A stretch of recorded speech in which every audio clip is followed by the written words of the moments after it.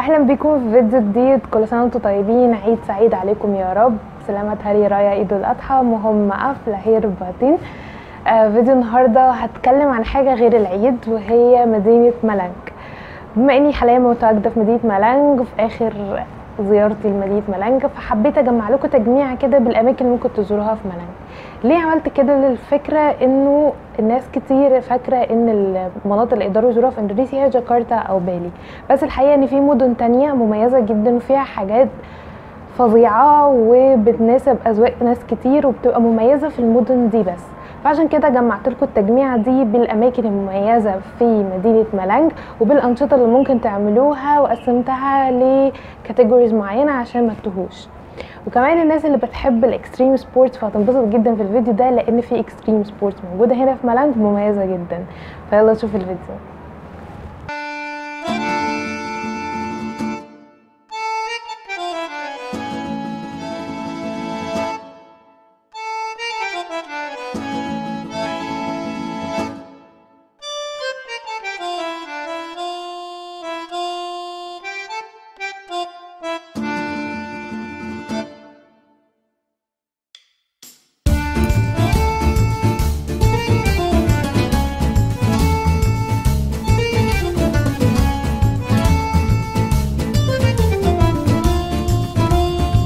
قبل ما نبدا خلونا نتعرف اكتر عن مدينه مالانج. مدينه مالانج بتقع في شرق جزيره جاوا ومحاطه بمدن تانية زي مدينه سورابايا، مدينه بليتار، ومدينه تبعد عنها نص ساعه اسمها باتو، ودي هنتكلم عنها النهارده.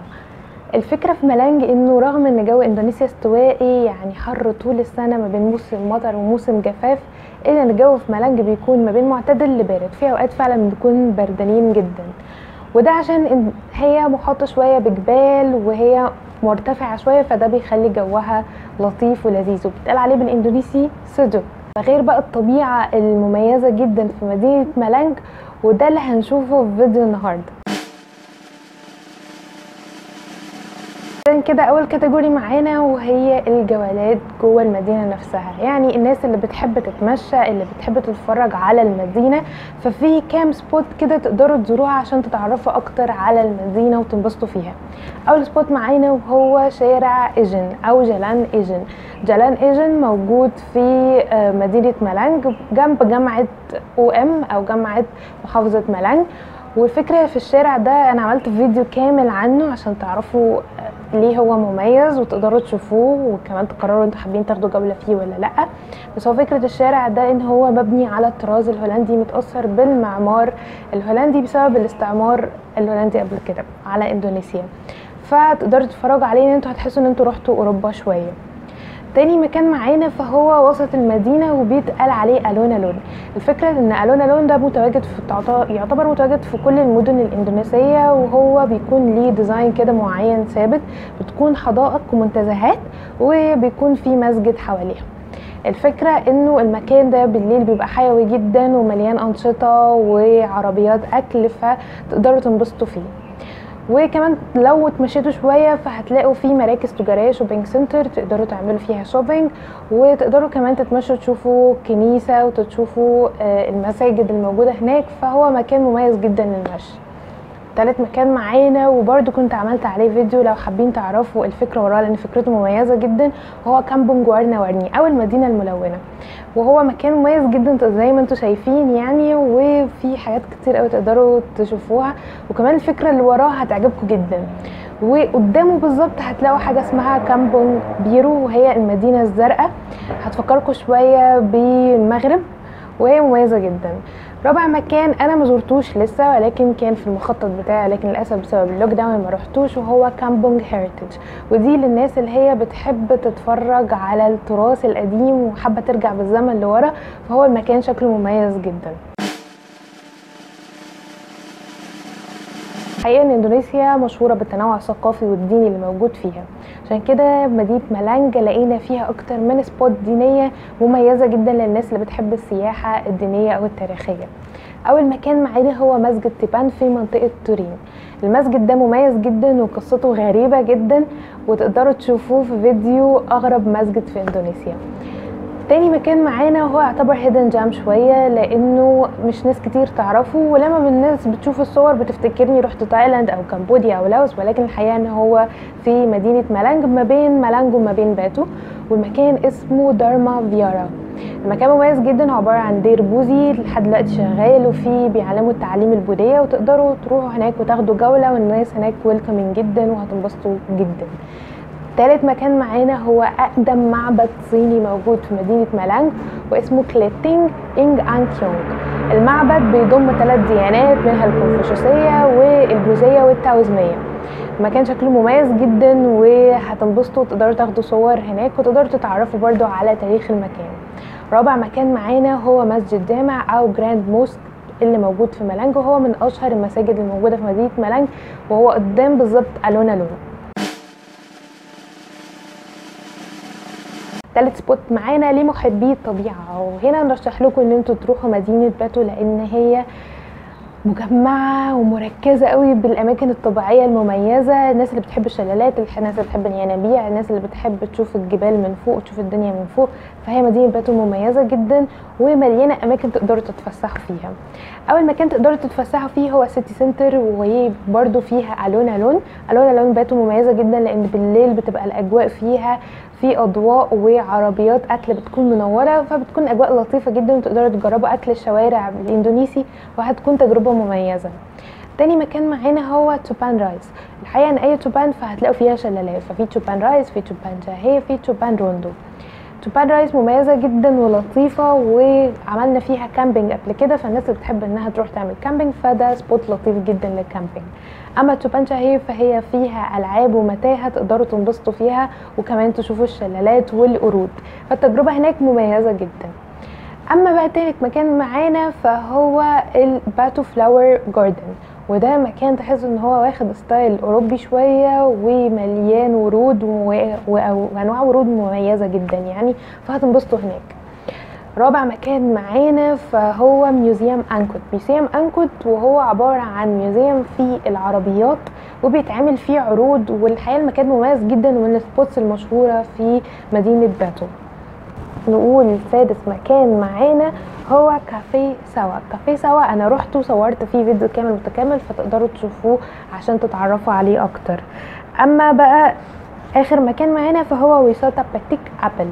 وساطة باتيك ابل مكان بتقدر تروح مزرعة بتاعت تفاح، تقدروا تروحوا وتاخدوا التفاح بنفسكم، بتدفعوا تيكت، وبعد كده بتدخلوا تنقوا التفاح اللي انتوا عايزينه، اي كميه تفاح بتقدروا تاخدوها، وهي تجربه مميزه جدا. في حاجه شبهها بنفس الاسم للبرتقال، وبتقال عليها وساطة باتيك جيرو. فدي اماكن لطيفه تقدروا تحسوا بالاجواء الطبيعيه، وتكونوا وسط الطبيعه وتنبسطوا فيها جدا. اما الكاتيجوري ده فده كاتيجوري مميز وشيق جدا، وهو محبي المغامره والاكستريم سبورت.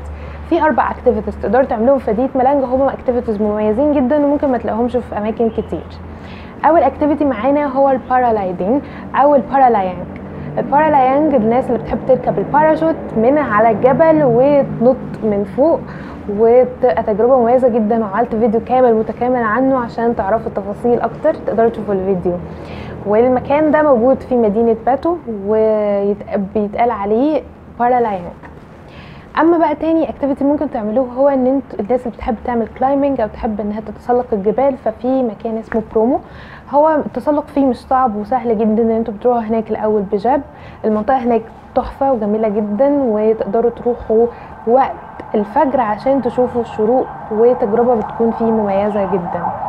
اما بقى ثالث مكان تقدروا تروحوه هو تومباكسو، ودي اكبر شلالات موجوده في شرق جزيرة جاوا، لان الشلالات مميزة جدا وكبيرة، بس هي مغامرة، لان النزول ليها بيكون خطر جدا والطلوع بيكون خطر، فلازم تكونوا عاملين حسابكم واخدين احتياطاتكم وانتوا رايحين هناك، ويفضل يكون معاكم جايد من المنطقة، يكون حد لوكال معاكم عشان لو حصل اي مشكلة. بس هو المكان الحقيقة يستحق الزيارة لانه مميز جدا، وممكن تكونوا شفتوا صوره اصلا من كتر ما هو مشهور، بس ممكن تكون الناس مش عارفه هو موجود فين. هو الحقيقه موجود جنب مدينه مالانج، يعتبر في مدينه مالانج ولكن ساعتين من المدينه نفسها. اما بقى اخر اكتيفيتي ممكن تعملوه هنا في مدينه مالانج هو الرافتنج، وباتوا مشهوره بالرافتنج اكتر لان في نهر سريع هناك، فهو تجربه الرافتنج برضو من التجارب المميزه في اندونيسيا. انا حقيقه ما عملتش رافتنج في مدينه مالانج، لكن عملت رافتنج في مدينه ماجلانج، وعملت رافتنج في مدينه بالي. والاكتيفيتي ده لطيف جدا للناس اللي بتحب المغامره، ولطيف جدا برضو للناس اللي ممكن تشجع نفسها تاخد المغامره.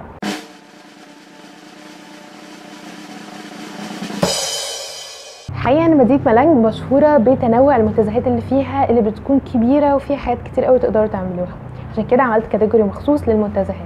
اول مكان معانا فهو جيتام بارك او جوا تيمور بارك، وهو متقسم ما بين بارك 1 وبارك 2 وبارك 3، وكل واحد فيهم بتكون ليه حاجه مميزه، زي مثلا حديقه حيوانات، لمكان للالعاب، لمكان للانوار والديناصورات.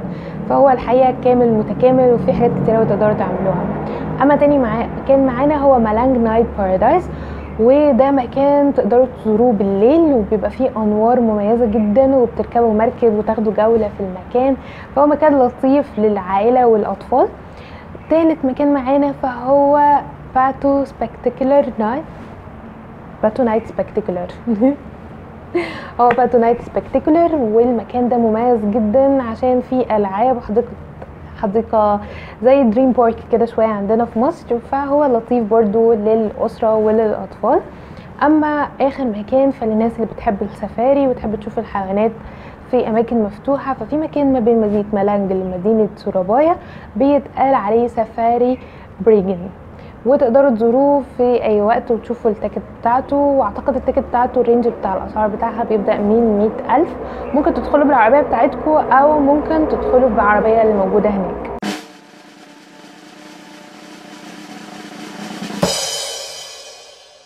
اخر كاتيجوري معانا فهو حبيت اجمع لكم فيه المنتجعات والمطاعم المميزه في مدينه مالانج مع الاماكن اللي ممكن تجربوا فيها الاكل المميز في مالانج. فمبدئيا كده خلينا نبدا بالمنتجعات. اول منتجع معانا اسمه اوك تري جلامبنج، والمكان فكرته ان انت كانك بتروح تعمل كامب، بس هو فانسي وفي نفس الوقت وسط الطبيعه، فالتجربه فيه مميزه قوي. فهو لطيف من الصور، انا ما رحتوش شخصيا بس شفت الصور بتاعته، كان في الليست بتاعتي ان انا اروحه، بس بسبب اللوك داون ما قدرتش اروح. اما بقى تاني مكان فانا رحته وشفته وجربت المطعم اللي فيه، واسمه تيليب هولاند ريزورت، وهو مكان لطيف جدا لانه وسط الطبيعه وتقدر تشوف الجبال، وفي نفس الوقت فيه مطعم على شكل مركبه فضائيه، والقعده فيه مميزه جدا وهتبهرك. اما بقى تالت مكان نقدر نقول عليه برضو مميز وهو ذا اونسن ريزورت. الفكره بتاعت المكان دي ان هو بيوديكي اليابان، هو حرفيا بتحس ان انت في اليابان، من اول المعمار بتاعه للاكل اللي موجود هناك، لان انت حتى ممكن تلبس الكيمونو وتجربه وتتصور هناك. فعلا لو اتصورت هناك الناس تفتكر ان انت في اليابان، فالمكان نسخه مصغره من اليابان. اما بقى بالنسبه للمطاعم ففي فندق عنده مطعم مميز جدا اسمه استن ان. الفندق اصلا في مكان مرتفع في مدينه باتو، فتقدر تشوف المدينه من فوق. ده غير ان الاكل اللي هناك اكل اندونيسي وطعمه حلو جدا جدا جدا.